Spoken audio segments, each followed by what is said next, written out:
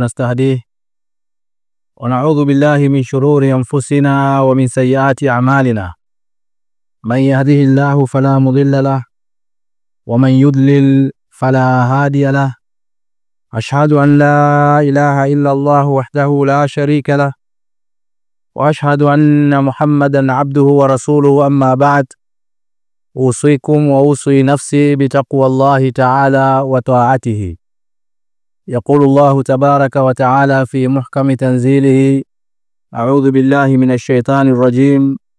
كنتم خير أمة أخرجت للناس تأمرون بالمعروف وتنهون عن المنكر وتؤمنون بالله.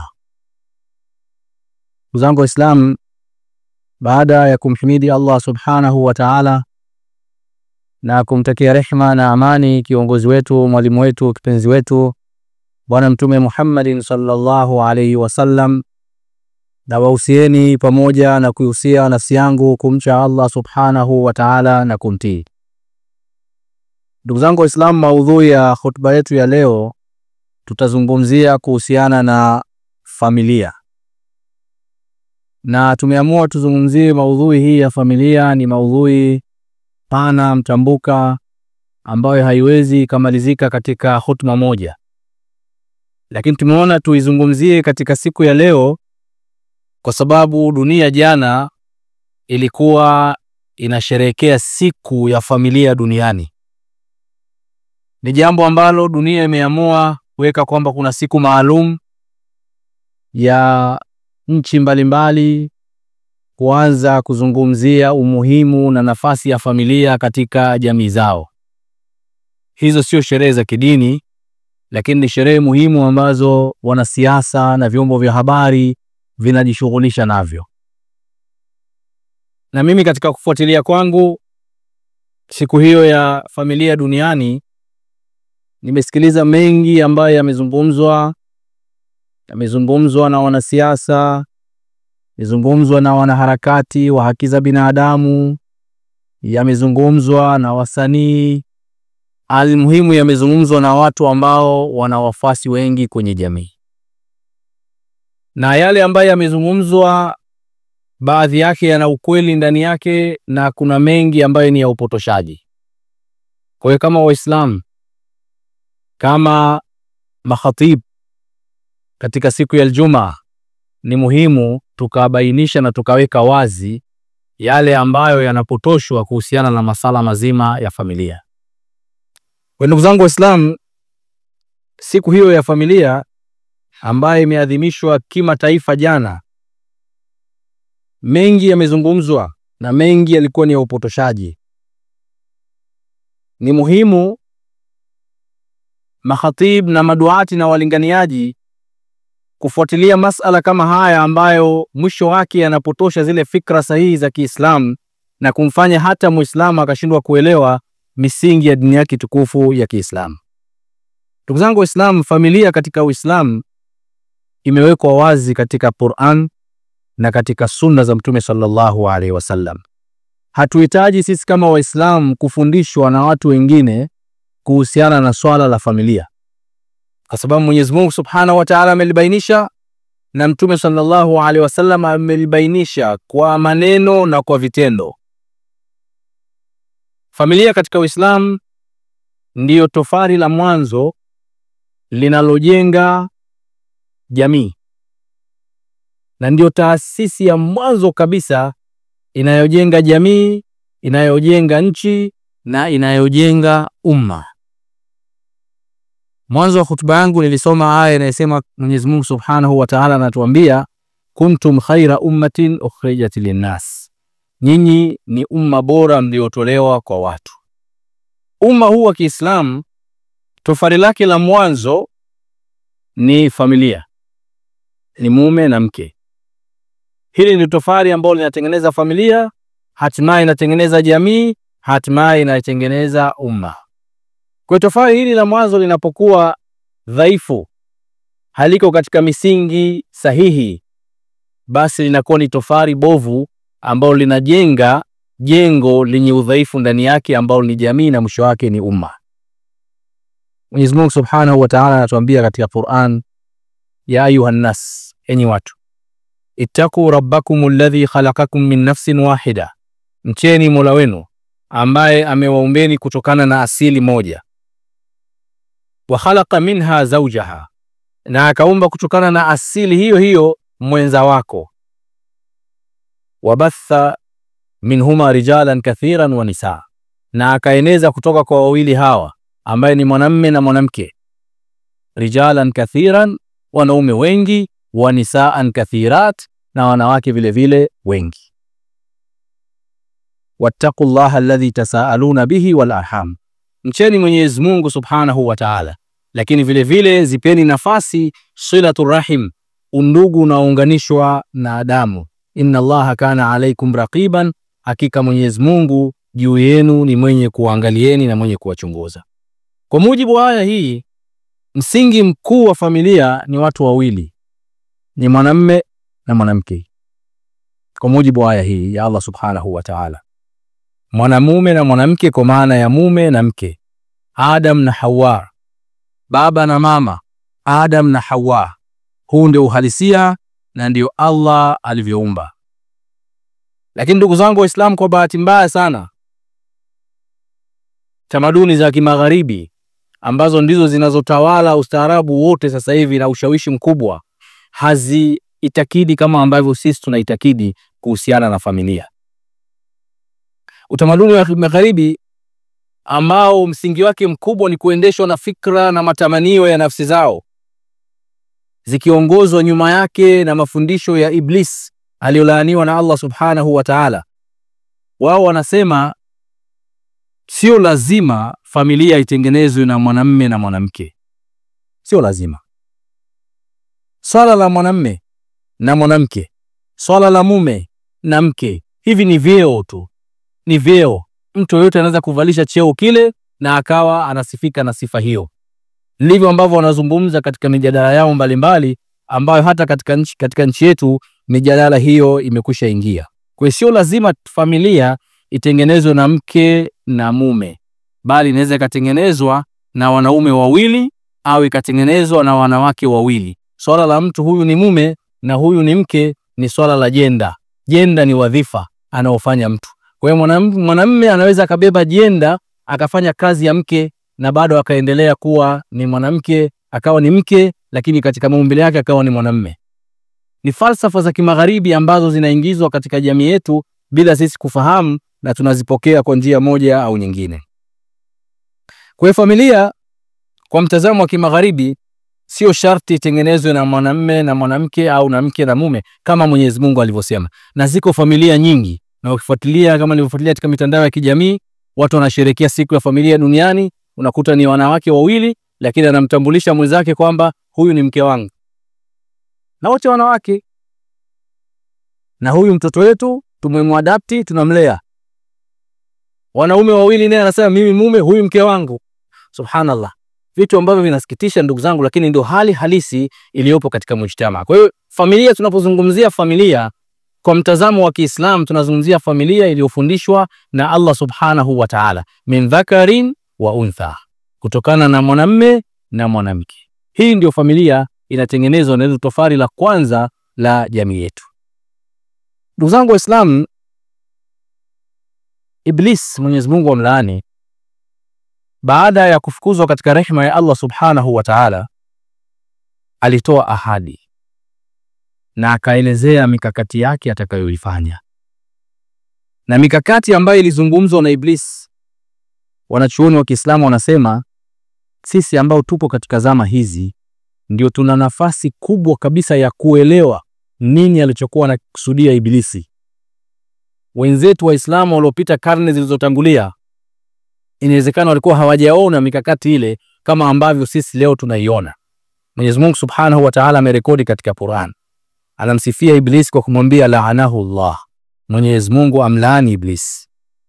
Waqala, Iblis akasema kumwambia Mwenyezi Mungu Subhanahu wa Ta'ala, la attakhidhanna min ibadika nasiban mafruḍan, nitawachukua katika waja wako kundi la watu ambalo watakuwa ni chama changu. Nasiban mafruḍan, nitawateka katika waja wako kundi la watu watakuwa ni chama changu, wanazungumza kwa niaba yangu.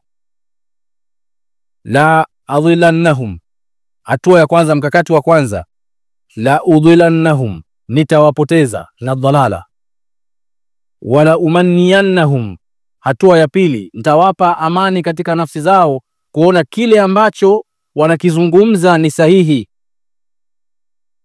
Wala amurannahum, kisha nitawaamrisha falyughayyirunna khalqa Allah, watabadilisha maumbile ya Allah subhanahu wa ta'ala. Waman yattakhidhi ash-shaytana waliyan, Mwenyezi Mungu anasema yule ambaye atakayemchukua shetani kuwa ni mlinzi wake, min duni llahi, pasi na Mwenyezi Mungu subhanahu wa ta'ala, faqad khasira khusranan mubinan, mtu huyu atakuwa amekula hasara iliyokuwa wazi kabisa. Ndugu zangu Waislamu, kama nilivyosema, sisi ambao tumo katika zama hizi, karne hii ya maendeleo ya teknolojia, karne hii ambayo imepigwa hatua kubwa sana katika maendeleo, ndio tunaona mbinu hizi za ibilisi tukiziona dhahiri kabisa, kama ambavyo Allah subhanahu wa ta'ala alitahadharisha karne 14 zilizopita. Ndugu zangu Waislamu, sisi kama Waislamu ni lazima tupaze sauti zetu kupinga kabisa tamaduni hizi za kimagharibi ambazo zinajaribu kupenyezwa kupitia katika mitaala ya elimu, zinapenyezwa kupitia katika vyombo vya habari, na zinapenyezwa kupitia katika sera na sheria ambazo zinatungwa katika nchi yetu. Inatakiwa tuwe na tahadhari kubwa na tuwe macho sana, kwa sababu bila kujitambua ni vitu vidogo vidogo vinaingizwa na hatima yake zile sheria zinabadilika. Nchi nyingi sasa hivi ukisoma katiba zao, masuala yanayohusiana na familia ima yameondolewa katika zile katiba, au kama hayajaondolewa basi familia imezungumziwa inatengenezwa na watu wawili bila kutaja aina za watu wawili, ili kuruhusu wale ambao wanadai haki za kwamba familia inaweza kutengenezwa na wanaume watupu na wanawake watupu wapate uchochoro wa kupita katika zile sheria, isiwabane. Kuna baadhi ya nchi na zingine mpaka ni nchi za Kiafrika tayari zimeshaweka bayana kwamba familia inatengenezwa na watu wawili bila kuashiria hawa watu wawili wana sifa za aina gani. Kwa sisi kama Waislamu ni lazima tuwe macho na hizi sheria na hizi sera ambazo zinawekwa, ili ziwe bayana, zirandane na imani yetu sisi ya Kiislamu. Ndugu zangu Waislamu,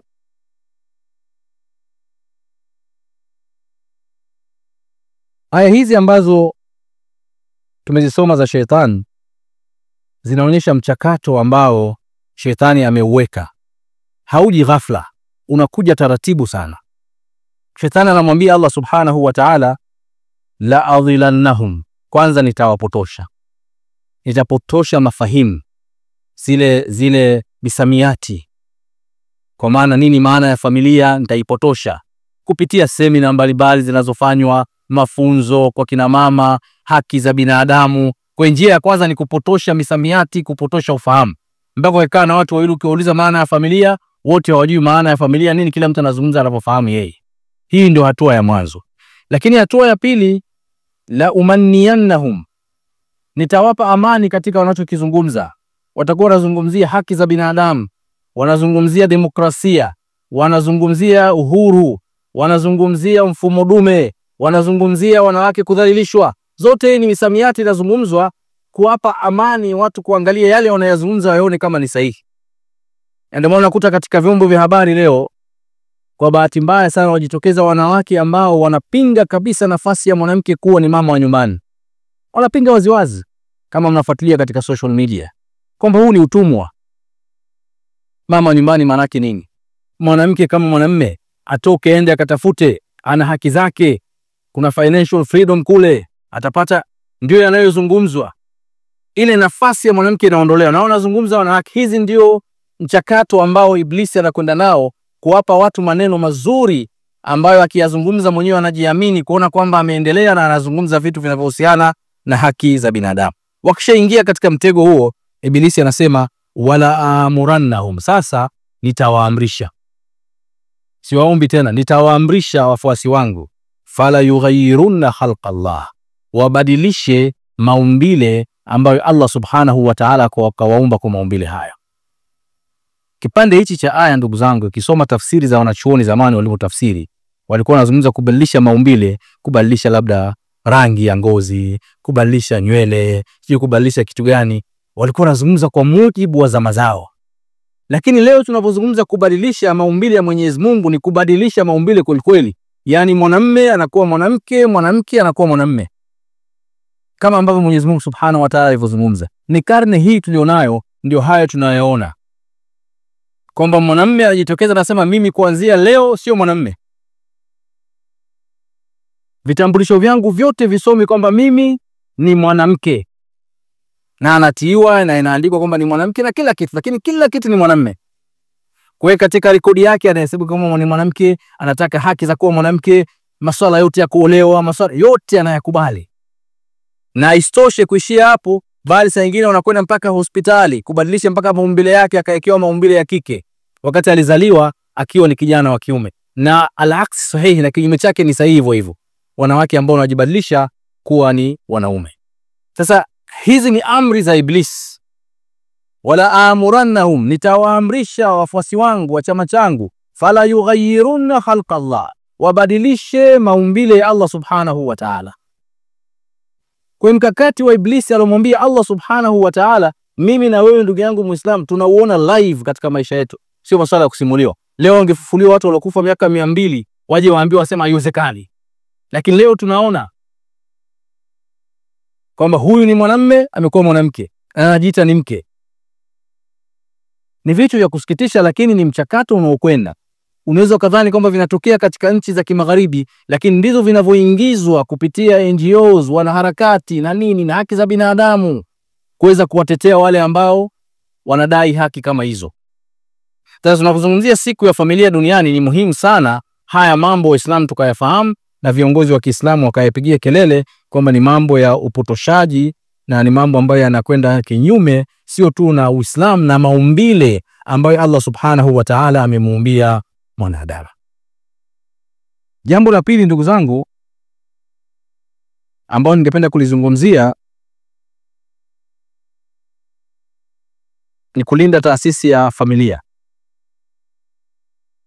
Viongozi wa dini ni lazima wawe na ushirikiano katika kuangalia ni jinsi gani ambavyo katika mahubiri, iwe ni Waislamu wasiokuwa Waislamu, katika mahubiri yao kuangalia jinsi gani ambavyo wanaweza wakaimarisha hii taasisi ya familia, kwa sababu jinsi inavyozidi kuyumba, athari zake haziishii kwa Waislamu peke yake au wasiokuwa Waislamu peke yake. Athari yake inaenea katika jamii ya ubinadamu yote, kitu ambacho madhara yake ni makubwa katika ustaarabu wa kibinadamu. Ndugu zangu Waislamu, jambo la pili ambalo ningependa kulizungumzia katika masuala ya kifamilia ni taasisi ya ndoa. Taasisi ya ndoa ambayo inajumuisha kati ya mwanamume na mwanamke, wanakutana na ndio wanakuwa mume na mke na familia inatengenezwa. Katika zama tulizonazo ni taasisi ambayo inakabiliwa na changamoto kubwa sana. Ni taasisi ambayo imekuwa legelege kwa kiwango kikubwa sana. Ndoa nyingi zinavunjika. Talaka zimekithiri katika jamii. Wanaume wakimbia wake zao kumeongezeka kwa asilimia kubwa sana. Leo katika jamii yetu msamiati kama vile single mothers, kwa mama ambao wanalea watoto wao peke yao, imekithiri sana. Na asilimia kubwa ya sababu zile ni kwamba wanaume hawataki kubeba majukumu yao kama wanaume wa kulea familia, kwa sababu labda za kimaisha, upungufu wa imani, sababu nyingi tofauti. Lakini mwisho wa siku familia imekuwa legelege, akina mama wanabeba jukumu la kulea watoto peke yao, ma single mothers, na athari zake tunazifahamu. Ni kubwa sana katika mujtamaa. Sasa kesi hizi za talaka, ndoa kuvunjika, zinahitajika zifanyiwe tafiti za kina. Kwa nini hii inajitokeza? Na viashiria vyake ni kitu gani, visababishi vyake? Na je, suluhisho la tatizo hili ni kitu gani? Idara kama za ustawi wa jamii, misikiti, makanisa, wanaharakati mbalimbali, lazima mambo kama haya yafanyiwe utafiti wa kina kwa ajili ya kuangalia tunatokaje katika hali kama hii, kwa sababu katika kila ndoa 10 kuna ndoa karibu 6 mpaka 7 zina matatizo, kama sio ya kuachana, ya kutengana. Na hili jambo sio zuri, halibashiri mustakbali mzuri kwa familia ambayo tunaizungumzia. Jambo jingine ndugu zangu la tatu ambalo linahusiana na familia ni mafhumu, ule ufahamu wa familia katika Uislamu. Katika Uislamu Maana ya familia inatofautiana na ile ya kimagharibi. Nikisema magharibi maana yake ni nchi za kimagharibi zinafahamika. Familia katika Uislamu ni baba, ni mama, ni babu, ni bibi, ni mjomba, ni shangazi, ni watoto, ni wajukuu, ni vitukuu na kuendelea. Hii ndio family katika Uislamu. Ukisoma katika Qur'an inapozungumzia nasaban wa sihran, ukizungumzia arham, ukisoma katika sunna za Mtume sallallahu alaihi wasallam, unakuta family inazungumziwa kwa upana wake huu ambao nimeuzungumza. Na hii inaitwa extended family. Lakini familia katika mtazamo wa kimagharibi ni baba, mama na watoto wao. Nuclear family. Baba, mama na watoto wao, hii ndio family. Ukisema hii ndio familia yangu, maana yake ni mimi, mke wangu na watu wetu.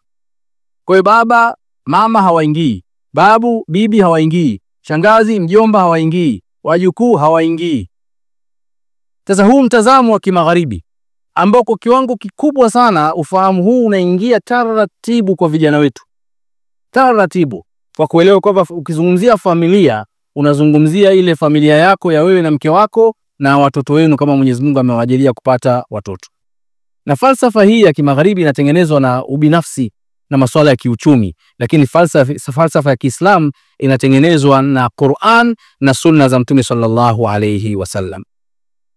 Ndugu zangu, leo hii vijana wengi sana ambao wameathiriwa na mitazamo kama hii ya umagharibi wanaona familia ni wao na wake zao na watoto wao.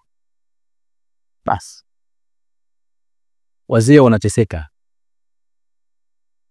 Wazee ambao wameinvest, najua tamaduni zetu za Kiafrika jinsi zilivyo. Wazee wanainvest katika elimu ya watoto wao. Wanauza mashamba yao, wanauza kuku zao, wanauza ng'ombe zao.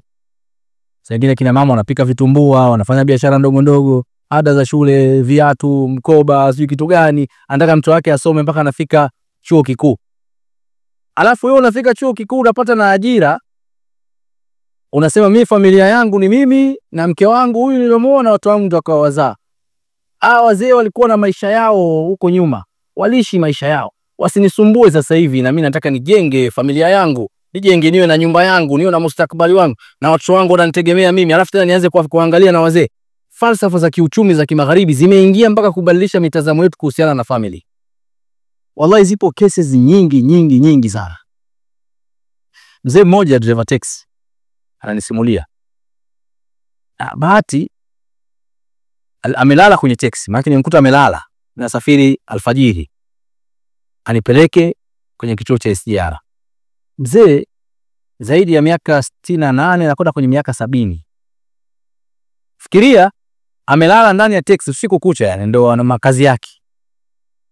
Kanichukua sasa njiani nikawa namhoji, "Shekhe vipi na nini? Naona uko umelala kidogo." Akasema, "Shekhe bwana, tunatafuta riziki." Naona. Na sasa katika mazungumzo akawa anazungumzia mpaka machozi yanamtoka. Anasema, "Shekhe, mimi na watoto wengine wako serikalini, wengine sio wapi, mabinti nimewaozesha. Yani hata shilingi 20,000 ya dawa ile kunitumia kwamba baba yao wanashindwa, mimi na mama wao tumekuwa wazee. Mimi mzee kama hivi sasa hivi naendesha gari, nalala ndani ya taxi. Ilikuwa wao wanisaidie, lakini hawana habari. Kila ukimpigia simu ukimweleza hakuna anachokituma. Hebu zungumzeni haya mashekhe, hali imekuwa mbaya." Hili jambo limenitokea wiki iliyopita tu, mtu ananihadithia. Sasa visa kama hivi viko vingi sana katika jamii. Kwa nini tumechukua mitazamo ya kimagharibi kwamba familia ni wewe na mke wako na watoto wako? Kukumbuki fadhila. Wazazi wako walikulea vipi? Walikutunza vipi? Walikufikisha hapo katika hali gani? Hali ya kwa Mwenyezi Mungu Subhanahu wa Ta'ala tuambia katika Qur'an, "Wa qadha rabbuka alla ta'budu illa iyyahu." Amehukumu Mwenyezi Mungu asiabudiwe isipokuwa yeye. "Wa bil walidaini ihsana."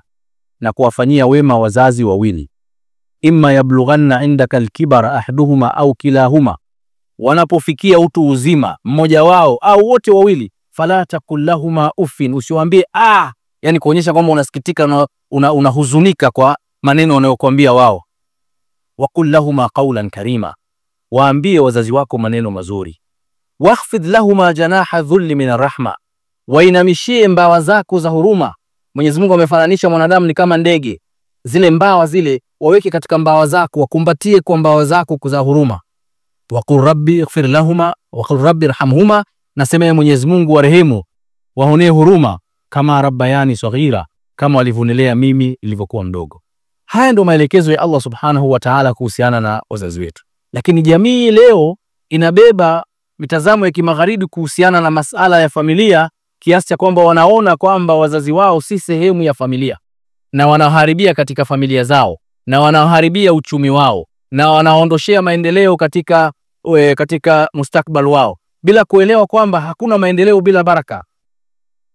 Huwezi kubarikiwa na Allah subhanahu wa ta'ala vyovyote utakavyojiona, mshahara mzuri, umejenga nyumba nzuri, una gari ya kutembelea, wallahi familia yako itakuwa na dhiki na matatizo. Hutopata raha na kile unachokichuma. Kwa sababu gani? Wazee wanasononeka, wananungunika. Kama mzee alivyokuwa kinungunika, anavonungunika vile, baraka inaondoka katika nyumba za watoto wake wote, na wanaingiwa na mitihani mingi tu. Kwa sababu gani? Wameshindwa kuelewa kitu kinachoitwa baraka. Wenyewe wameangalia kitu kinachoitwa income na uchumi. Ni vitu tofauti. Hichi kinatoka kwa Allah subhanahu wa ta'ala. Hauwezekani ukaenjoy katika maisha yako kama wazazi wako wananungunika. Kwa hiyo ndugu zangu Waislamu, swala la familia katika Uislamu ni swala pana, ni swala linataka tulijadili kwa kina, ni swala ambalo tunatakiwa tuwe makini, kwa sababu dunia sasa hivi vita kubwa imeelekezwa katika kuibomoa familia kwa malengo ya kibiashara ambayo dunia nzima inayafahamu. Barakallahu li wa lakum bil Qur'anil Karim wa nafa'ani wa iyyakum bidhikril hakim. Aqulu qawli hadha wa astaghfirullaha li wa lakum fastaghfiruhu wa antum muqinuna bil ijaba. Alhamdulillah wal aqibatu lil muttaqin wa la udwana illa ala adh-dhalimin. أشهد أن لا إله إلا الله وحده لا شريك له وأشهد أن محمدا عبده ورسوله. إن الله وملائكته يصلون على النبي يا أيها الذين آمنوا صلوا عليه وسلم تسليما. اللهم صل على محمد وعلى آل محمد كما صليت على إبراهيم وعلى آل إبراهيم في العالمين إنك حميد مجيد. وبارك على محمد وعلى آل محمد كما باركت على إبراهيم وعلى آل إبراهيم في العالمين إنك حميد مجيد. اللهم أعز الإسلام والمسلمين وأذل الشرك والمشركين ودمر أعداءك أعداء الدين برحمتك يا أرحم الراحمين. اللهم آت نفوسنا تقواها وزكها أنت خير من زكاها أنت وليها ومولاها برحمتك يا أرحم الراحمين. وآخر دعوانا أن الحمد لله رب العالمين. قوموا إلى صلاتكم يرحمكم الله.